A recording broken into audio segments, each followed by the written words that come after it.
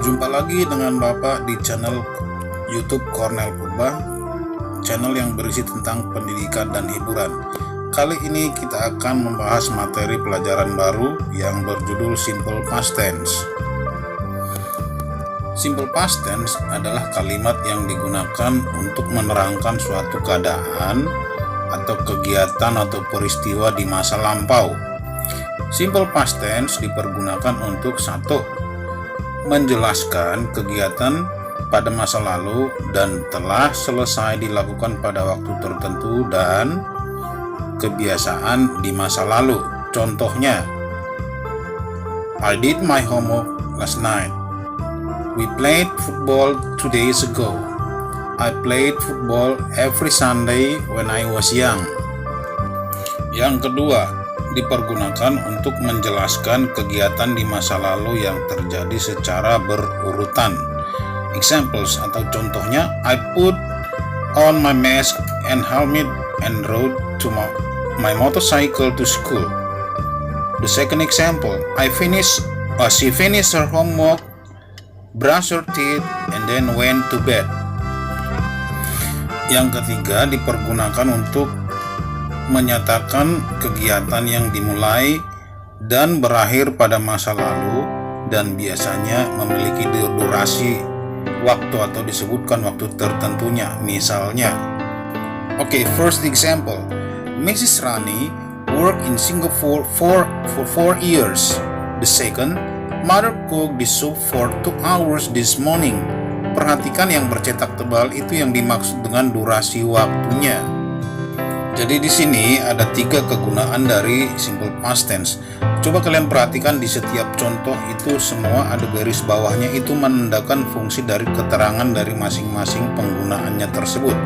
Ya, jadi sekali lagi kalian harus perhatikan yang di garis bawah, underline, itu harus menjadi perhatian kalian bahwa itu menerangkan dari penggunaan dari ketiga-tiganya ini.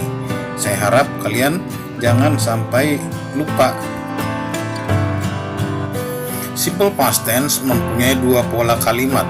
Yang pertama atau A, pola kalimat nominal, yaitu kalimat yang predikatnya bukan kata kerja atau verb.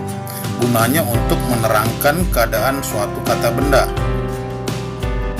Pola kalimatnya untuk kalimat positif, subject plus was atau were plus adjective, adverb atau noun. Untuk negatifnya, subject plus was atau were plus not plus adjective, adverb, or noun. Untuk interrogatif, was atau were mendahului subjek, kemudian diikuti adjective, adverb, atau noun.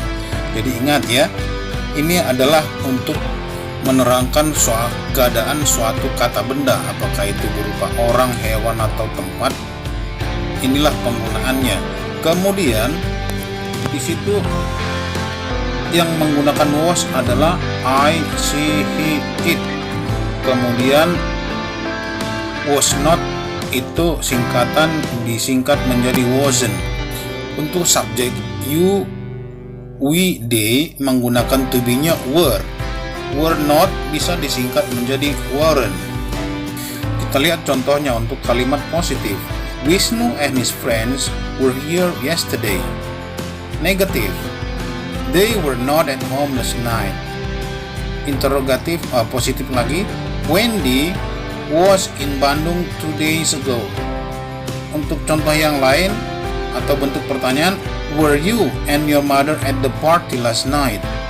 Jawaban kemungkinan untuk jawaban pertanyaan, misalnya seperti pertanyaan yang tadi, bila ya, maka jawabannya yes, we were.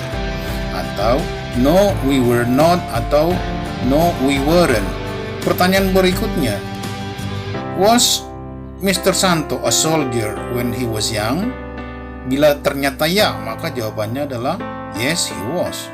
Atau kalau ternyata tidak, no, he was not, atau no, he wasn't. Jadi intinya kalimat nominal itu dipergunakan untuk menerangkan kata sifat atau kata keterangan atau menerangkan benda itu sendiri. Jadi tidak ada di sini kata kerja atau verb. Pola kalimat berikutnya B, kalimat verbal, yaitu kalimat yang predikatnya berupa kata kerja. Subjek untuk positif ya, subjek plus verb 2, V2 plus objek atau adverb.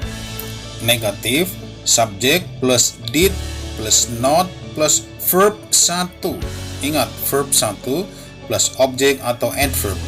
Untuk interrogatif, did plus subjek plus verb 1 atau V1 plus objek or adverb. Kata bantu atau auxiliary verb yang dipergunakan adalah did for all subject. Ingat, untuk semua subjek. Examples, contoh untuk kalimat positif, positive sentence. I sent him a message yesterday. Negatif, they did not play Mobile Legends last night. Contoh lainnya kalimat berbentuk positif, Mother bought 2 kg of meat at the market this morning. Rosa sang a beautiful song at the concert. Itulah contoh untuk kalimat positif dan negatif. Nah, untuk yang pertanyaan, coba perhatikan ya.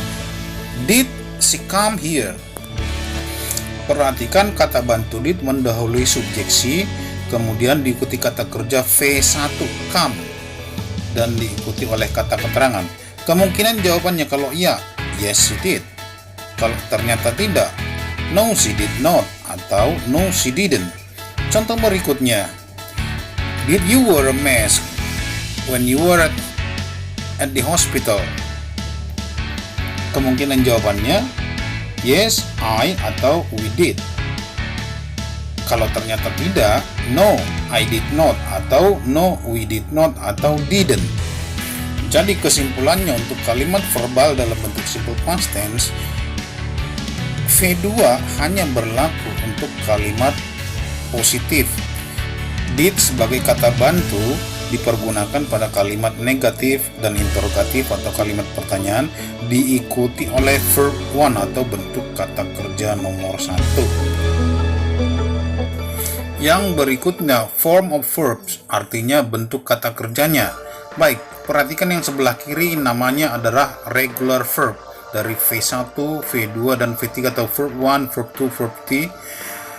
Perhatikan di sini disebut regular, dia V2 dan V3 sama berakhiran E dan D ya, dari play, played, played, work, work, work, stay, stayed, stayed dan seterusnya. Untuk catatan, perhatikan di situ verb 1 ending TNLP atau kata kerja yang berakhiran TNLP beberapa ya. Itu bisa di double menjadi berbentuk past tense menjadi double L, double N, double P, double T. Seperti contoh yang ada di atasnya yang Bapak garis bawahi. Kemudian keterangan kedua, verb 1 atau kata kerja yang berakhiran dengan T dan D itu berakhiran E dan D untuk V1 dan kedua dan berbunyi atau dibunyikan it atau it. Contohnya, plan menjadi planted, decide menjadi decided. Perhatikan 6 contoh kata kerja bentuk irregular yang di atas itu dibacakan V2 dan V3-nya itu tidak berbunyi. Jadi bukan work, work it, work it. Cukup kamu tempelkan saja lidahmu ke langit-langit atas untuk membacakan verb menjadi V2 dan V3. Kecuali untuk kata kerja V1 spot, perhatikan dia berakhiran T menjadi spotted, spotted untuk membacakan V2 dan V3-nya. Bentuk kata kerja berikutnya adalah irregular verb. Yang dimaksud dengan irregular artinya tidak beraturan atau singkatnya tidak berakhiran E dan D. Perhatikan perubahan dari verb 1, verb 2, dan verb 3 yang ada di barisan yang ada di contoh sebelah kanan sini.